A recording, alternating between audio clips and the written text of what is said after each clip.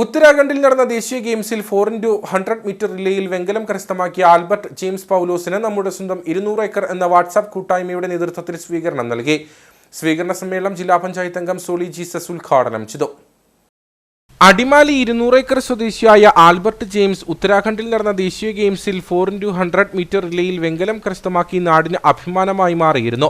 ആൽബർട്ടിന്റെ ഈ നേട്ടത്തിന് പിന്നാലെയാണ് നമ്മുടെ സ്വന്തം 200 ഏക്കർ എന്ന വാട്സാപ്പ് കൂട്ടായ്മയുടെ നേതൃത്വത്തിൽ ആൽബർട്ടിന് സ്വീകരണമൊരുക്കിയത്. സ്വീകരണ സമ്മേളനം ജില്ലാ പഞ്ചായത്ത് അംഗം സോളി ജീസസ് ഉദ്ഘാടനം ചെയ്തു.